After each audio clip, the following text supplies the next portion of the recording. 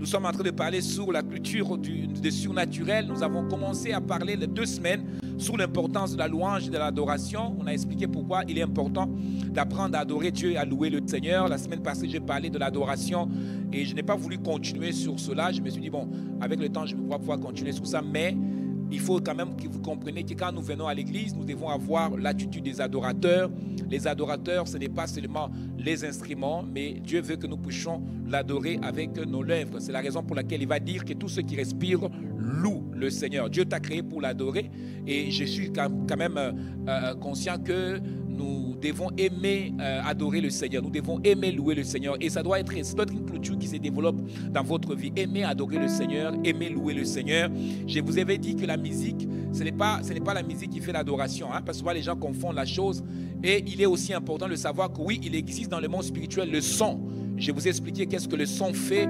Le son est le transporteur de l'esprit, mais aussi le son est aussi le transporteur de grâce. Le son peut aussi ouvrir le ciel. Le son peut aussi changer l'atmosphère. En fait, en réalité, le son est vraiment l'atmosphère. Il est le transporteur de l'esprit. Quand vous entendez une son, elle peut vous transporter d'une place à une autre place. Donc, par le son, la Bible dit que le ciel est rempli de sons. Et quels sons qui sont remplis au ciel? On va parler de la sainteté de Dieu. Donc, la Bible dit que les anges adorent jour et nuit, disent que tu es saint, tu es saint. Même le fleur, même les arbres, tout ce qui se trouve au ciel dégage une son. Il y a un son. On vous dirait que quand vous êtes au ciel, vous allez entendre même le fleur. Vous allez entendre que tout ce qui est au ciel dégage. Il y a des sons que vous entendez au ciel. Vous avez l'impression que les anges chantent.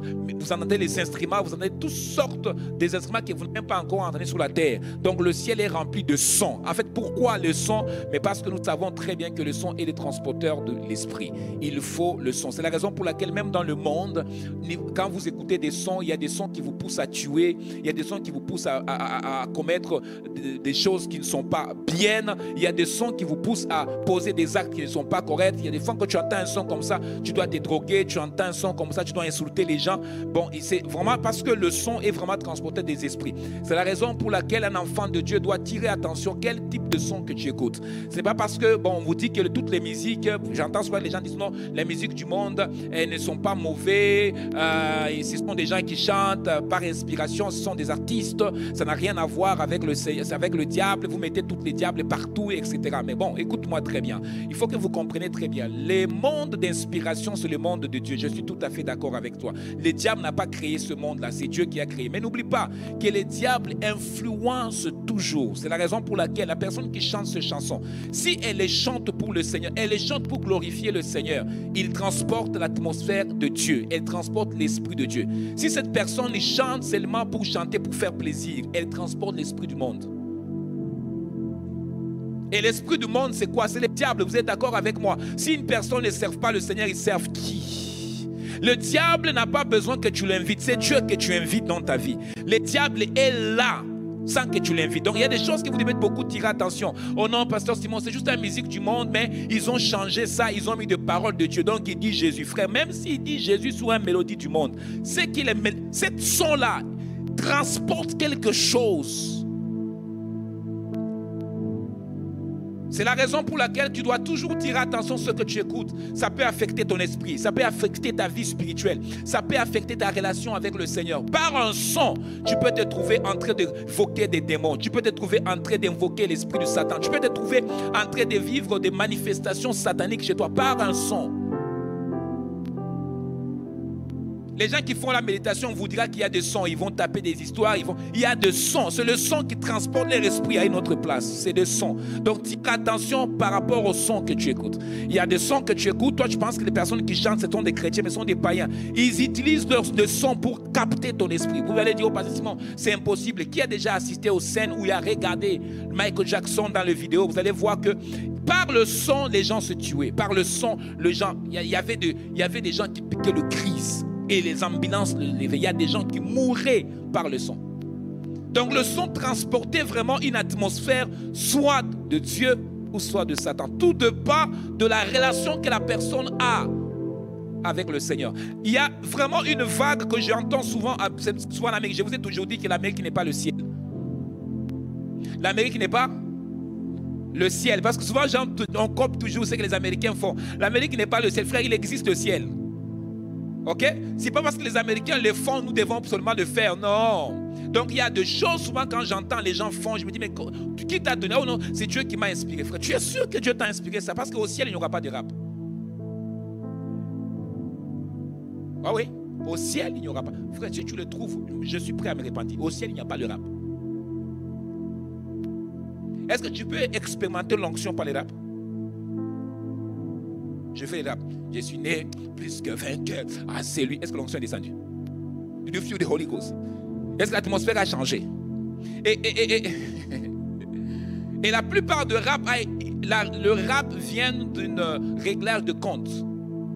C'est un langage américain qui était utilisé pour régler des comptes entre deux gangs de rue.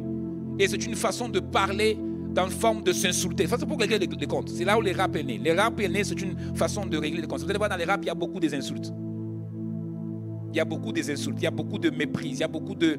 On va parler de toi, on va te dénigrer dans le rap. Donc pendant qu'il rappe, il dit des choses. Des fois, on insulte les gens.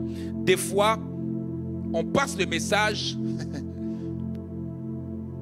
C'est des choses, il faut que tu le saches. Donc le son, la louange, l'adoration est très important pour un enfant de Dieu. Et si tu veux développer la culture de Dieu, tu dois aimer l'adoration, tu dois aimer la louange.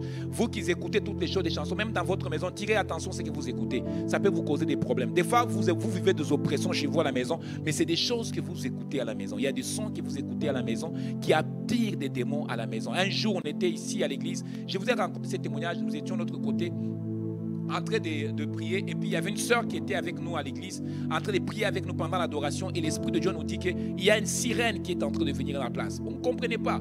On dit, mais il y a comme s'il y a quelque chose qui a attiré le sirène à l'église. Mais on s'est rendu compte qu'il y avait une sœur qui avait profité d'un parfum, et le parfum qu'il avait mis sous son corps, cette parfum-là a attiré les esprits dans l'endroit-là. Il a attiré un esprit particulièrement, et c'était un sirène qui venait. Il suivait l'odeur de ce que la personne avait sous son corps. Chez vous à la maison, tu écoutes des histoires et tu ne te rends pas compte qu'est-ce qui a ouvert la porte. Tu dis, mais parce que moi je ne dors pas la nuit. Mais qu'est-ce qui fait que tu ne dors pas la nuit? Parce que quand on prie, on établit l'atmosphère de Dieu dans la maison. Et effectivement, par ta prière, Dieu vient s'établir. La Bible dit dans le psalmiste que quand nous prions là, quand on prie là, Dieu déploie son armée pour te protéger la nuit. Contre le malfaiteur, contre l'ennemi. Mais pourquoi fais-tu que quand tu dors, tu as toujours l'oppression? Parce que des fois aussi, toi-même, tu es le responsable. Tu ouvres certaines portes par des sons que tu écoutes. Tu es chrétien dimanche, mais dans la semaine, tu n'es pas chrétien. Tu peux écouter louange, tu peux écouter aussi Falipa, tu peux écouter louange, tu peux écouter aussi 50 Cent, tu peux écouter louange, tu peux écouter aussi Nelly. Donc tu mélanges, toi tu mélanges tout le monde. C'est la raison pour laquelle vous allez voir certaines fêtes, quand on part dans certaines fêtes de mariage, moi, parce que moi, je pars toujours avant la fin. Parce que je sais qu'à la fin de la fête, ils vont mettre des musiques du monde. Tout ce qu'on veut avoir, c'est le son. C'est le son. Et quand tu écoutes ce son-là, ça te rappelle quand tu étais dans le monde, comment tu dansais. Et là, tu vas te mettre à danser, mais en disant Jésus, Jésus, Jésus, Jésus. Est-ce que tu es sûr que c'est Dieu qui t'a inspiré ces sons? Ou bien ce son-là que tu fais, ou ce mouvement que tu fais, c'est parce que tu te rappelles quand tu étais encore dans le bois de nuit. C'est comme ça que tu dansais. Donc tu vas dire, non, non, le diable a volé les danses, donc je vais les reprendre. Donc tu penses que Dieu a fini de créer des danses au ciel? Vous pensez que Dieu est au bout d'inspiration? Vous avez l'impression que Dieu n'a plus composer rien, donc il a fini, il n'a plus de son à te donner. Dieu a encore de son à te donner. Tu n'as pas besoin d'aller voler un son du monde et tu le retapes pour que ça sonne, mais pour que tu veux gagner la popularité. Dieu a encore de son qui n'a pas été encore entendu sur la terre jusqu'à présent. Regarde ton voisin, dis que vas-en, que Dieu te fasse grâce, que tu puisses être capable de tirer attention au son que tu écoutes. Quand vous partez au gym, vous allez vous rendre compte que quand tu pars au gym avec l'adoration, tu ne peux pas gymmer correctement. Pour ceux qui vont au gym, imagine-toi, je t'adore. Bon, ça ne donne pas le rythme pour gymmer, n'est-ce pas? Alors pour gymmer de la bonne façon, tu vas chercher la chanson un son de je ne sais pas quoi, de Rambo 3, Rocky 4, je ne sais pas. Et là tu vas commencer. Donc en fonction de rythme, là tu vas faire ton sport de la bonne façon. Mais n'oublie pas, le son est vraiment un transporteur de l'esprit. J'aimerais vraiment continuer aujourd'hui, vite fait par la grâce de Dieu, à développer ce point très important, développer la culture de surnaturel, développer une mentalité de surnaturel dans une église. Nous avons parlé de la louange, de l'adoration. Je crois que c'est un message que je dois encore continuer à parler beaucoup sur ça. Mais aujourd'hui, je vais parler sur 3 points vite fait et je vais vous laisser partir à la maison. Et sous le point, comment je peux développer les surnaturels de Dieu dans ma vie. La suite de 12 éléments, la plus importante. Le premier, tu dois d'abord savoir que Dieu, c'est un Dieu de miracles. Dieu, c'est un Dieu de miracles. Dis après moi, Dieu, c'est un Dieu de miracles. En fait, le Dieu que nous servons là, c'est un Dieu de miracles. Sa nature, c'est une nature de miracles. Donc, tu ne peux pas servir Dieu et tu ne vis pas dans le miracle. Tu ne peux pas être ami de Dieu et tu ne vis pas le miracle. Dieu, c'est un Dieu de miracles. En fait, quand on serve le Dieu que nous connaissions là, notre Dieu, c'est un Dieu de miracles. Dieu fait encore de miracles. La Bible va le dire dans Hébreux chapitre 13, verset 8, que Jésus-Christ est le même hier, aujourd'hui et éternellement. Qui veut dire que le même miracle qu'il a fait au commencement quand il a créé la terre et le ciel, il va le faire aujourd'hui encore, le même miracle, et il le ferait encore demain. Quand tu ne seras pas là, Dieu va continuer à faire le miracle. Notre Dieu, c'est un Dieu de miracles. Dieu n'a pas changé. Nous changeons. La technologie change. Les choses évoluent autour de nous. Mais Dieu ne change pas. Maintenant, c'est Dieu à qui tu as cru, tu dois savoir. C'est un Dieu de miracles. Et frère, parce que tu as cru à un Dieu de miracles, sois conscient que ta vie chrétienne d'abord. J'avais dit l'autre fois que je parlais ça à l'école. J'ai dit que notre salut même, il est surnaturel. Notre salut est surnaturel. Et si notre salut est surnaturel, ça veut dire que le Dieu à qui nous servons, c'est un Dieu qui fait des choses qui étonnent les gens. Je peux vous le remémorer des choses que Dieu a fait. Dieu arrive devant, avec Moïse, il arrive devant le mer rouge. Dieu va dire à Moïse, étends ta main. Étends ta main. Jusqu'à aujourd'hui, les scientifiques sont en train de faire des recherches pour essayer de contradire ce qui s'est réellement passé sous le mer rouge. Ils essaient de pouvoir trouver des preuves pour contradire. Parce qu'aujourd'hui, on veut chercher à pouvoir camoufler la vérité. Pour dire aux gens que ce n'était pas vraiment le mer rouge, n'était pas séparé en deux. Ils ont juste passé par une place où il n'y avait pas la profondeur. Mais la Bible dit que Dieu amène les enfants d'Israël devant la mer rouge. Et il va dire à Moïse, étends ta main. Et Moïse étend la main, la Bible dit que la mer rouge se séparait en deux. Et les enfants d'Israël ont passé à sec. Et quand ils chantaient, oh Dieu a fait de miracles, Dieu a fait des miracles. Écoute-moi bien, ils ont traversé, ils sont arrivés à l'autre côté. Ils ont commencé à murmurer contre Moïse. Pour dire, Moïse, pendant que nous traversons là, les Égyptiens sont en train de nous suivre. Alors Moïse va dire au peuple, il dit, regardez, restez calme, ne bougez pas. Regardez avec vos propres yeux le miracle que Dieu est en train de produire encore pour vous aujourd'hui. Les Égyptiens que vous êtes en train de voir vous suivre, les chars et tout ça, l'Égyptien là, avec Pharaon, avec tout son meilleur armée là, vous ne le verrez plus jamais. Et la Bible va dire que la mer est revenue à normal. En fait, moi je me pose la question, mais Pharaon aussi, qu'est-ce qu'il lui a pris? Tu arrives, tu vois que la mer rouge s'est séparée. Arrête-toi d'abord, pose-toi la question, mais qu'est-ce qui s'est vraiment passé? Tu poursuis les gens comme ça et puis tu ne réfléchis pas. Tu vois, je vais les attaquer. Frère, c'est toi qui as coupé la mer. Il va poursuivre et puis à un moment donné, la Bible dit que Dieu remet la mer à normal. Ça là, c'est juste Dieu qui peut le faire. Exode 14, 15 va vous nous dire encore que pendant que les enfants d'Israël ont en train de marcher, chanter, dans la journée, Dieu il se mit garant pour eux. Il va le dire, je marcherai avec vous dans la journée comme un nuée. Mais pourquoi Dieu était comme un nuée sur eux? Parce que vous savez qu'en désert, il y a quelque chose qui se passe en désert. La température des déserts est vraiment spéciale. On va vous dire que dans la journée, il fait très chaud. il fait très chaud. Et la nuit, il fait froid. C'est bizarre, hein? Il fait chaud dans la journée et la nuit, il fait vraiment très froid. La température des déserts peut monter, hein? Vraiment, ça monte. Il fait vraiment froid. Et Dieu va le dire, pour votre sécurité, dans la journée, je serai comme un nuée. Vous allez avoir toujours l'heure frais. Les soleils ne vont pas vous brûler. Vous allez avoir l'heure frais. Et la nuit, je vais être un colombe de feu pour vous réchauffer. Oh. Dan, le Dieu que tu serves, c'est un Dieu de miracles. Je sais qu'il existe dans le monde actuel ce qu'on appelle les raisonnements humains. Parce que les raisonnements humains, il met en question le miracle de Dieu. Les raisonnements humains et beaucoup même chez les chrétiens. Vous entendrez quelqu'un va te dire, vous savez, oui Dieu peut faire tout, mais pas ça. Oui Dieu peut faire cette situation, mais pas ça.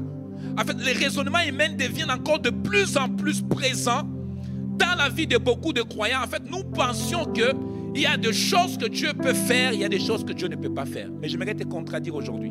Dieu est capable de faire tout.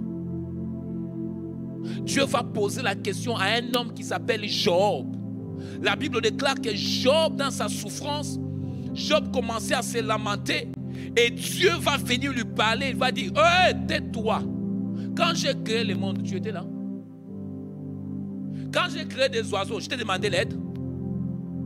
Quand j'ai créé toutes ces choses-là, est-ce que c'est toi qui m'as dit de les créer? Si j'ai pris tes enfants, si j'ai pris tes biens, si j'ai pris ta femme, si j'ai pris toute ta richesse, ça veut dire que j'ai encore la capacité de te les redonner. Le Dieu que tu serves, Dan, c'est un Dieu de miracles. Son nom, ce miracle. Il fait encore des choses qui étonnent des hommes autour. Je sais que tu as beaucoup étudié. Je sais que bon, il y a vraiment de fortes connaissances aujourd'hui. Je sais, il y a l'intelligence artificielle. Je sais. Mais Dieu reste le Dieu de miracles. Je sais que la médecine a beaucoup évolué. Maintenant, nous utilisons beaucoup des appareils pour opérer les gens à partir de scanners. On peut juste détecter et puis on opère le problème et tout ça. Je sais que les gens ont étudié beaucoup, ils ont travaillé. On peut maintenant transformer le cerveau humain, on peut guérir le cancer. Je sais que les médecins avancent. Mais Dieu, c'est un Dieu de miracles. Que ce soit que la technologie avance ou la technologie n'avance pas, Dieu reste un Dieu de miracles. Mais qu'est-ce qui fait que ce miracle en question, je ne le vis pas mon quotidien? Le problème, c'est que tu as laissé la place à ce qu'on appelle la raisonnement humain. Et la raisonnement humain domine la connaissance que tu as de ton Dieu. Qui fait en sorte maintenant, quand il s'agit de croire au Dieu de l'impossible, tu mets en question vraiment, c'est ton raisonnement qui prend le relais. Donc tu oublies que le Dieu que tu as connu là, il est capable de mettre le chemin là où il n'y a pas le chemin. Pourquoi on nous a écrit ces choses, Dan? On nous a écrit ces choses pour que nous ne oublions pas qui est Dieu. Sinon, ils ne nous ont pas laissé les archives. Ils nous ont gardé les archives pour te rappeler, moi et toi, parce que Dieu savait que nous allons venir. Et il nous faut de preuves pour dire Dieu a passé par ce chemin. Touche ton voisin, que cette année, c'est ton Dieu là doit faire des choses qui vont étonner beaucoup de gens autour de toi. Parce que tu serves un Dieu de miracles. J'ai pris, Dieu ne m'a pas répondu, mais je peux appeler Anaclé va me répondre. J'ai pris, Dieu ne m'a pas ouvert la porte, je peux appeler Joker m'ouvre la porte. Et là maintenant je commence à raisonner. Joker est plus rapide que Dieu. Philippe est plus rapide que Dieu. Parce que quand je texte Philippe pour $250, il me transfère tout de suite. Mais quand je demande à Dieu $250, il me fait retarder. Alors qu'est-ce que je dois dire? Est-ce que Dieu est Dieu de miracles ou bien c'est Philippe qui est mon miracle? Le raisonnement. Le loyer arrive. Moi je sers Dieu. Comment je vais payer ces loyers? Et je commence à réfléchir. Qui va me donner l'argent? Qui peut me donner l'argent? J'ai tellement de dettes. Comment je vais m'en sortir avec ces dettes ici? Mais en même temps, je sers Dieu. En même temps, je prie. En même temps, je gêne. Maintenant, la question se pose. Est-ce que tu crois en vrai Dieu? Ou bien tu as cru en Dieu par émotion? Ou tu as crié à Dieu parce qu'on t'a demandé de croire parce que bon, il va régler tous tes problèmes? Ou bien tu as crié en Dieu parce que tu sais qu'il est ton Père. Et tu es son fils. Tu es sa fille. Parce qu'il y a des gens qui ont cru en Dieu seulement pour s'échapper des problèmes. Ils n'ont pas cru en Dieu pour avoir une relation de père et de fils. Mais je suis en train de parler à ceux qui ont cru en Dieu pour bâtir une relation de père et fils.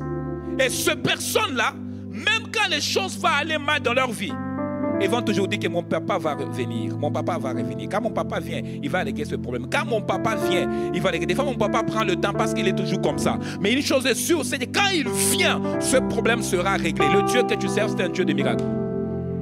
Tu serves un Dieu de miracles. Et tu dois le savoir que ton Dieu, c'est un Dieu de miracles. Ton Dieu n'est pas un Dieu Baal. Ce n'est pas un Dieu fait avec de mains d'homme. Personne ne lui a créé, personne ne lui a placé la position. Il est Dieu, il sera Dieu et personne ne peut le voter. Il est Dieu, il reste Dieu. La deuxième chose qui va t'aider à pouvoir vivre les sous-naturels, on va vous dire que le royaume de Dieu se manifeste avec puissance. Le royaume de Dieu se manifeste avec quoi? Avec puissance. Tu sais, développer la culture du royaume des sous-naturels consiste à ce que d'abord tu saches que Dieu c'est un Dieu de miracles. Tu dois le savoir, que Dieu c'est un Dieu de miracles. Parce que les gens qui ne croient pas au Dieu de miracles, ils ne peuvent pas vivre les sous-naturels. Tu n'es pas à manger, Dieu va pouvoir. Tu n'es pas l'argent, Dieu va pouvoir. Les portes sont fermées, Dieu va les ouvrir. C'était compliqué, Dieu va le faire. Mon opération, je fais confiance à Dieu. Parce que le médecin peut venir toucher mon ventre. Mais si Dieu n'intervient pas, ils ne vont pas faire le travail. Il y a une chose qu'un médecin a dit une fois. Il a dit, Pasteur Simon, tu sais quand on rentre dans la salle d'opération, on n'est qu'à se remettre à Dieu. Je dis, ah bon? Tu ne te remets pas à ton diplôme? Il dit, ah Simon, on ouvre le corps de quelqu'un. Comment on ne peut pas se remettre à Dieu? Mais pendant que nous faisons ce travail, il y a aussi d'autres qui se remettent dans les mains de l'occultisme. Il y a ceux qui se remettent dans les mains de Satan. Parce que tous les médecins ne sont pas chrétiens. Il y a des médecins qui font le travail pour prendre les âmes. Leur travail, ils sont là parce que c'est une... Je ne sais pas si je dois dire des choses comme ça. Il y a d'autres qui ont des réseaux pour trafiquer les histoires. Il y a d'autres qui sont là quand avant de faire l'opération, il doit remettre son travail entre les mains de Dieu. Seigneur, j'ai appris le médecin. Mais le médecin par excellence, c'est toi. Que ce travail puisse se faire. L'homme noir qui a opéré, qui a été capable de séparer deux jumeaux. Le premier noir qui a séparé les têtes de jumeaux, qui a séparé les deux cerveaux. C'est un noir américain. Il a séparé les cerveaux. Cette personne qui a séparé. Quand il est rentré dans la salle d'opération, avant de faire cette opération, il a pris le temps de prier. Parce que sa maman était chrétienne. Il a prié, il dit, Seigneur, c'est toi qui as créé les cerveaux. Aide-moi à faire ce travail de la bonne façon. Même quand tu es malade et que tu prends le médicament, si Dieu n'intervient pas dans cette affaire, il n'y a rien qui va se passer. Parce que le même médicament, l'autre l'a pris, ça lui a tué. Mais toi, tu l'as pris, tu es guéri. Tu dois croire au Dieu des miracles, frère. C'est un Dieu des miracles. Ton Dieu, c'est un Dieu des miracles. Serre bien ta ceinture. Dis non, non, je sers quand même un Dieu des miracles. Le diable veut me faire croire qu'il n'est pas un Dieu de miracles parce que j'ai étudié beaucoup. Non, il est un Dieu de miracles. Même la capacité que j'ai, la sagesse, la connaissance que j'ai vient de Dieu. Sans lui, je ne pourrai pas même pas avoir toutes les capacités que j'ai. Le royaume de Dieu se manifeste avec puissance. 1 Corinthiens chapitre 4 verset 20. 1 Corinthiens chapitre 4 verset 20. Vous les notez? Et je vais les lire vite fait pour gagner beaucoup de temps. Car le royaume de Dieu ne consiste pas en paroles. Car le royaume de Dieu ne consiste pas quoi? Mais en power. Le royaume de Dieu ne consiste pas seulement en placa par là. Non, non. Elle consiste en puissance. L'une des choses qui fait que vous avez le royaume de Dieu, c'est la puissance qui sort de là-bas. L'une des choses que les gens vont voir que vous avez le royaume de Dieu avec vous, ça sera la manifestation de la puissance de Dieu. Paul va dire ces textes que ma prédication n'est pas basée dans les discours, mais c'est la démonstration de la puissance de Dieu. Parce que les discours, tout le monde les fait. Les discours, tout le monde peut faire un discours. Tout le monde peut faire un speech. Mais la démonstration de la puissance, ce n'est pas tout le monde qui peut le faire. Marcher ou vivre dans la surnaturelle, c'est être capable de manifester la puissance de Dieu. Pas seulement en parole, mais en acte. Je te prêche et je déclare la guérison, tu es guéri. Je te prêche et je déclare que la stérilité part et la stérilité part. Je te prêche, je te dis, mets-toi debout, marche et tu te lèves et tu marches. Là où il y a la puissance de Dieu libérée, le diable n'a pas le droit de rester là. Je n'ai jamais vu un mouche qui se pose sur une plaque qui est chaude. Je n'ai jamais vu un mouche dormir tranquillement sur une plaque qui est chaude. Quand une plaque est chaude, tant que les mouches se posent sous-dessus, il va brûler. Si vous ne me croyez pas, allez chez vous à la maison, partez votre four et puis introduisez votre main.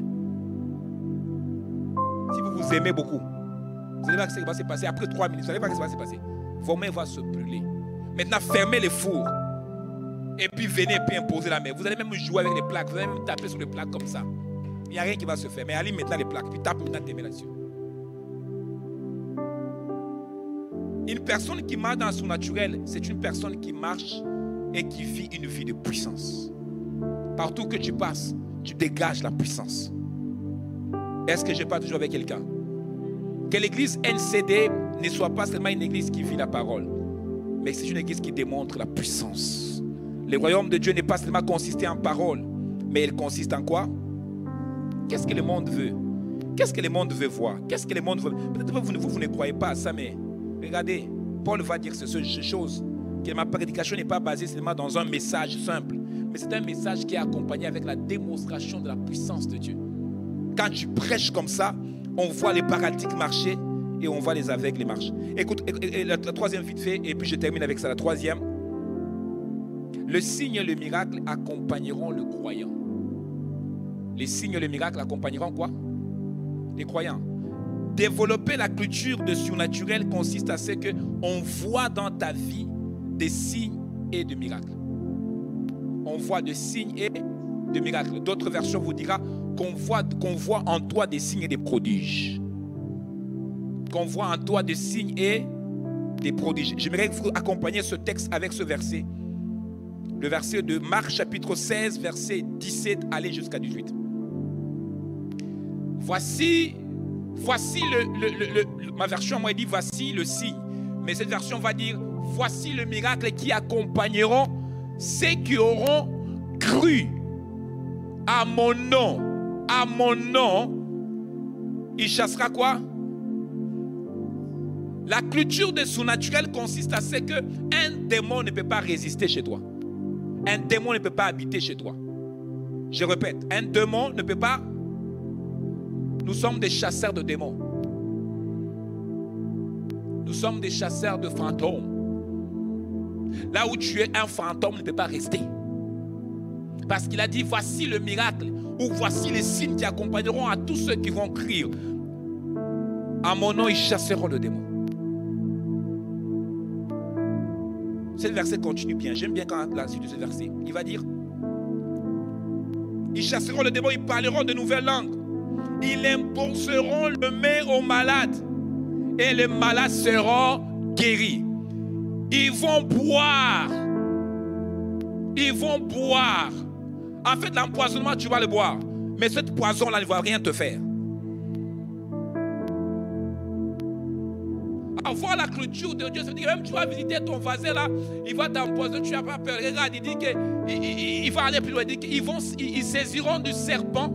Et s'ils boivent une breuvage mortelle, ils ne le feront point du mal. Ils imposeront le main aux malades et les malades seront guéris. Mais toi, chaque fois que tu imposes les mains aux malades, les malades s'empirent encore. Depuis que tu as imposé la main sur la tête de François, François devient encore plus malade.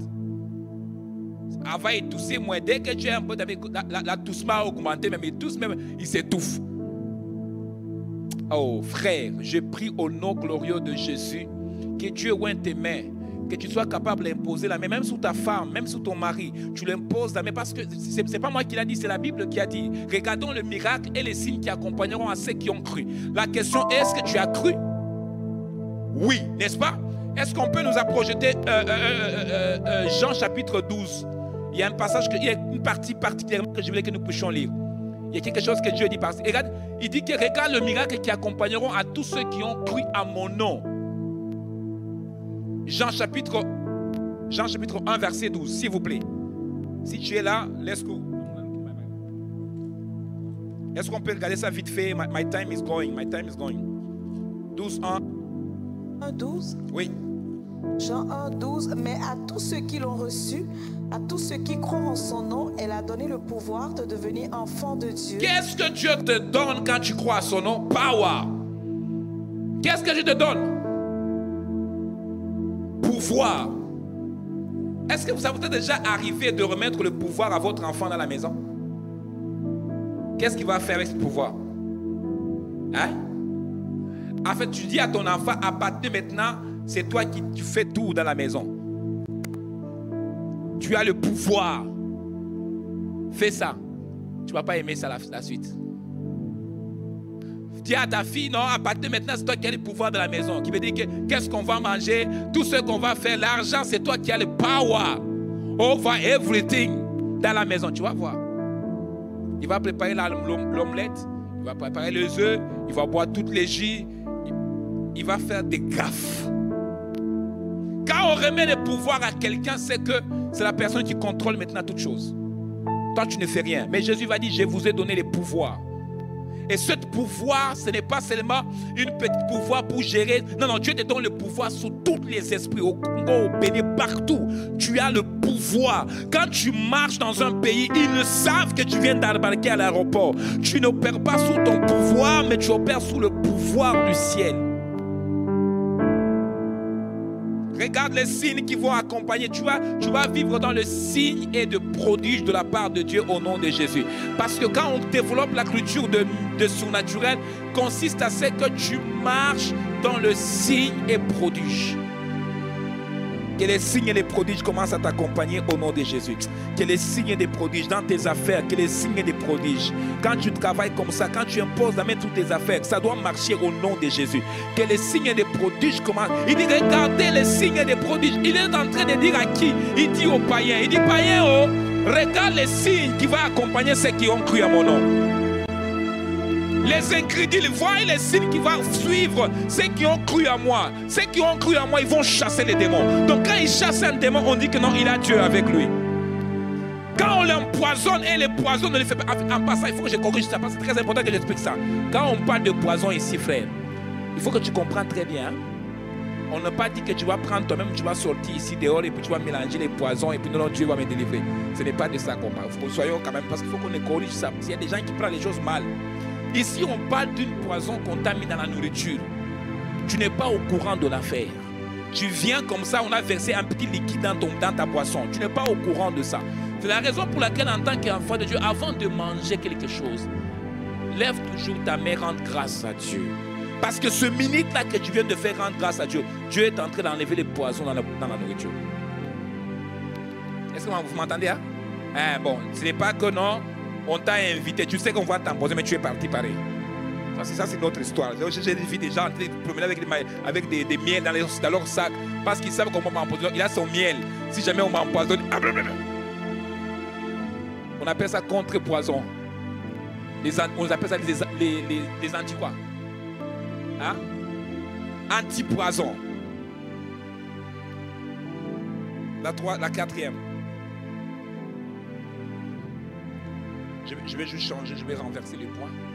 Ok, la quatrième, le Saint-Esprit va rendre les surnaturels accessibles. Qu'est-ce que le Saint-Esprit va faire? Va rendre les surnaturels quoi? Accessibles. Versets qui suivent. Est-ce qu'on peut voir ça et on va partir avec ça? Actes chapitre 1, verset 8. Actes chapitre 1, on avait lu ça la dernière fois. Il dit, mais vous recevrez une power. Power, dynamite power. Vous recevrez une puissance. le Saint-Esprit surviendra sur vous. Bon, il faut que j'explique ce contexte. Qui a un manteau ici? Qui a un manteau? Est-ce que je peux avoir un petit signe? Je pense que tu as quelque chose comme ça. Je peux avoir ça. Merci. Est-ce que je peux avoir... Bon, je vais demander à qui va être mon cobaye. Holy Ghost, fire. Holy Ghost, parce que des cobayes comme ça, le Holy Ghost va tomber sur toi, c'est pas mon problème. Je cherche un bon cobaye. Ok, je vais prendre Junior. D'ailleurs, Junior chercher les failles, donc ça tombe bien. Ok. Quand on dit que le Saint-Esprit, regardez le texte, qu'est-ce qu'il dit, hein? Il dit, mais vous recevrez quoi? Une puissante. Le Saint-Esprit surviendra sur vous et vous serez mes témoins. Quand le Saint-Esprit vient sur vous, en réalité, Junior qui est là, il n'est pas habillé. Est-ce que vous comprenez, hein? Il n'est pas habillé. Donc il prie, il sert Dieu, il est à l'église tous les dimanches, mais il n'est pas habillé. Et quand on n'est pas habillé, on force des choses. Quand on n'est pas rempli par l'Esprit de Dieu, même venir à l'église, it will be boring. Ça va être fatigant, ça va être ennuyant. Est-ce que vous savez ça? Tu vas toujours réfléchir quand tu te lèves. Est-ce que je dois aller à l'église ou pas? Mais quand on est rempli de l'Esprit, on a besoin de l'église. Donc on va aller. Qu'il pleut, qu'il neige, on va aller. Ça ne va pas être boring. La plupart des gens s'absentent à l'église, ce n'est pas parce qu'ils ne sont pas remplis, mais quand l'Esprit de Dieu est sur toi, tu ne peux pas rester à la maison. L'Esprit te pousse à voir la fraternité et tu as besoin de la fraternité. L'Esprit de Dieu grandit dans la fraternité. It gets more strong quand on est dans la fraternité. Maintenant, quand le Saint-Esprit vient sur toi, c'est un vêtement. Donc Dieu te revêtit d'un vêtement. Et ce vêtement te couvre complètement. Quand les gens vont te regarder, les gens ne vont plus reconnaître l'habit que tu as porté avant que tu sois revêtu de la puissance. Est-ce que quelqu'un me suit ce que je suis en train d'expliquer? Alors quand on dit nous sommes revêtus de la puissance de Dieu, donc il y a quelque chose qui est maintenant déposé sur nous.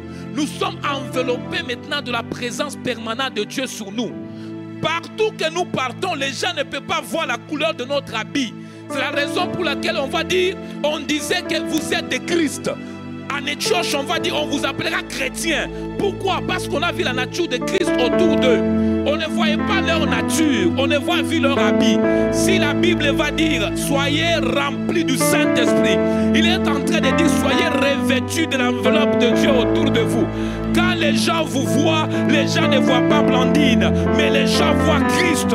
Qui veut dire que Christ devient tellement visible de la tête aux pieds. On ne voit plus Tania, mais on voit. Est-ce que tu entends? Maintenant, si tu le regardes, lui, dehors, tu vas voir que cet habit a plus dominé. J'aimerais bien avoir une longue habit. Parce que si c'était plus long, tu n'auras même pas été capable de voir ses chaussures. Parce qu'une personne qui est revêtue de l'esprit, il n'est pas seulement revêtu de l'esprit, mais à moitié. Il est revêtu jusqu'à ses pieds. Il est revêtu jusqu'à sa tête. C'est la raison pour laquelle la Bible va dire, vous serez la tête, non pas le queue. La Bible va dire que quand même vous marcherez sous le serpent. Est-ce que vous m'écoutez, hein? Mais j'ai pris que tu développes la culture des surnaturels. Et que si cette culture est développée en toi, tu seras revêtu de la puissance du Saint-Esprit. Être revêtu de la puissance du Saint-Esprit, la dernière définition, ça veut dire que tu es enveloppé, c'est vrai, mais cette enveloppe n'est pas suffisante. Ça veut dire que tu es en train de dégager un rayon. Je vais exagérer. Un rayon de puissance. Si quelqu'un vient à 3-4 km de là où tu es, elle peut ressentir l'écho, les rayons de ce qui est sur toi. C'est la raison pour laquelle la Bible va dire l'ombre de Pierre guérissait le mal. En réalité, ce n'est pas l'ombre de Pierre qui guérissait.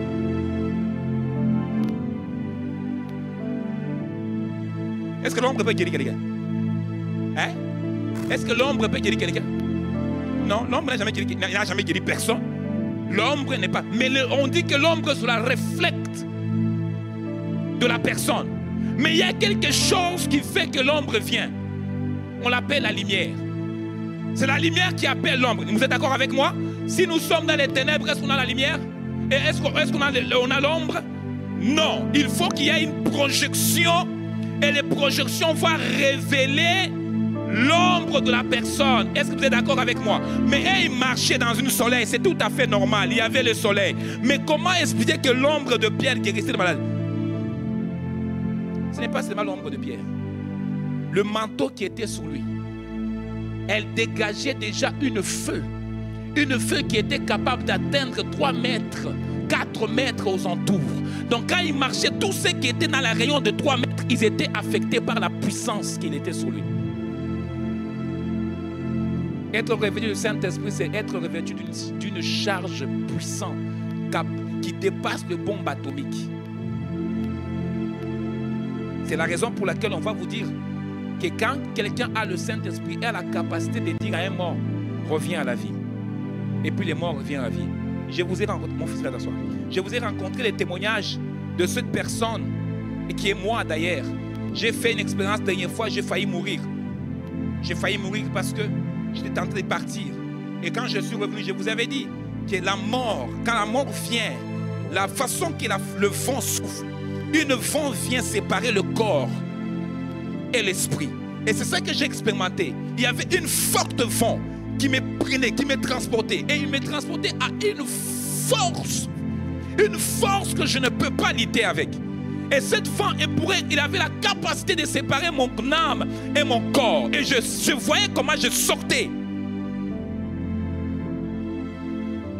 Tu sens que c'est une vent. Mais le vent qui souffle là, il est avec une force qui va te prendre. Et c'est là que j'ai compris que quand on vous dit que la mort c'est une power, it's a power. Et la Bible dit que Dieu a brisé le pouvoir de la mort. Il va dire que mort, où est ton pouvoir? Quand Jésus a dit j'ai pris la clé, frère, il a pris la clé d'une puissance qui était sur un homme. Que l'homme doit toujours. Mon gars, la mort, it's a power. Et cette nuit-là, je me suis réveillé. Quand je suis revenu à mon corps, je me suis rendu compte que donc c'est comme ça qu'une personne meurt.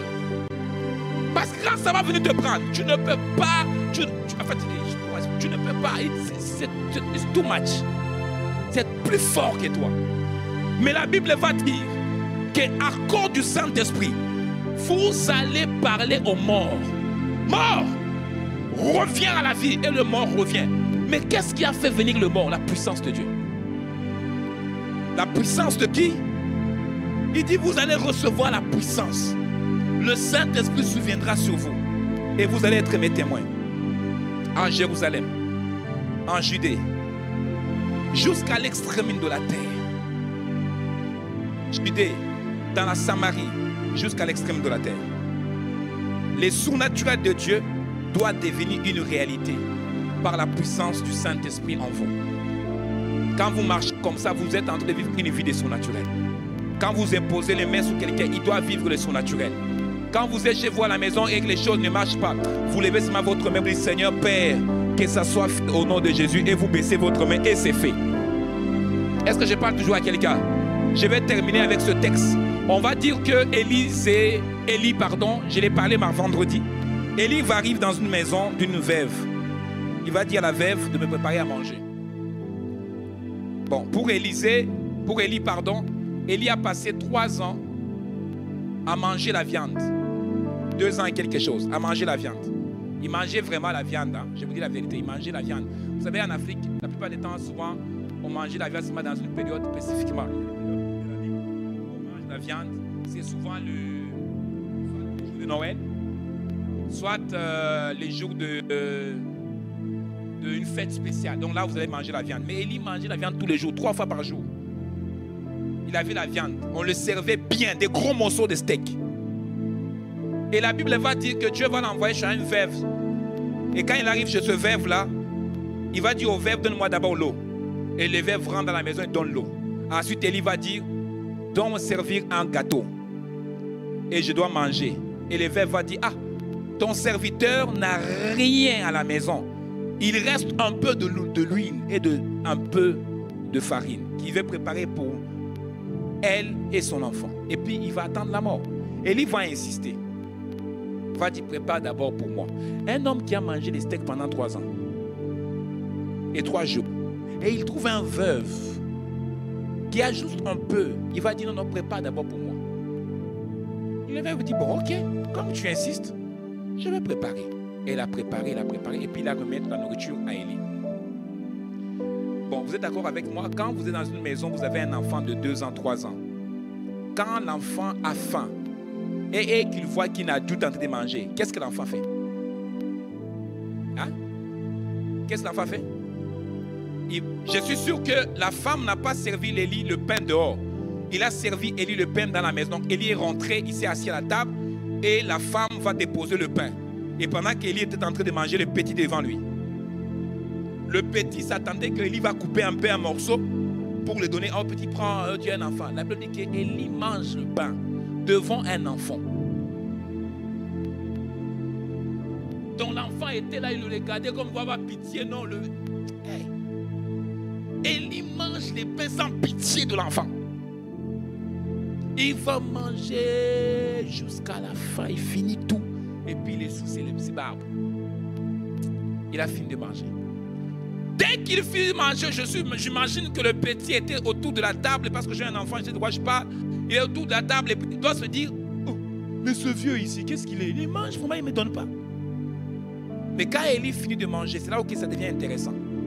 Et la Bible va dire qu'Élie va dire à la femme que la farine qui est là et l'huile qui est dans la cruche ne va pas terminer jusqu'à ce qu'il y ait la pluie en Israël. Est-ce que vous m'entendez? Élie sort de la maison de cette femme et Élie est parti. La femme resta. Vous savez, toutes les mamans ont cet esprit-là. Toutes les mamans ont ça. Quand Élie est parti, la femme s'est dit, bon, comme l'homme de Dieu a déclaré, je vais aller vérifier s'il reste encore un peu de farine, si je peux bricoler quelque chose pour mon fils. Mais dès qu'il est parti voir, la Bible dit qu'il y avait la provision. En fait, la provision que Dieu a donnée à cette femme-là, c'est-à-dire que ça lui permet de manger avec son enfant et de nourrir même des voisins jusqu'à ce que la pluie tombe. Je répète, jusqu'à ce que la pluie tombe, la femme avait la provision suffisante pour ses besoins, pour elle et pour son enfant. Qu'avant la fin de cette année 2025, je déclare comme prophète et je décrète comme un père de la maison. Avant la fin de cette année, tu auras la provision surnaturelle au nom de Jésus. Quand tu penses qu'il n'y en a pas, il y aura toujours. Quand tu penses que c'est fini, il y aura toujours. Mois après mois, tu auras la faveur. Mois après mois, tu auras la provision. Je déclare et je décrète, même dans tes finances, il y aura la provision. Ta maison ne doit pas manquer quoi que ce soit. Que l'huile qui est dans la cruche, que la farine qui est dans la pomme ne va pas terminer. Tu finiras l'année surnaturellement. Je déclare et je décrète qu'il y aura la provision dans ta maison. Là où tu penses que tu ne peux pas manger, Dieu va envoyer un ange. Là où tu penses que tu ne peux pas payer la voiture, Dieu a envoyé une provision. Tu auras toujours la provision.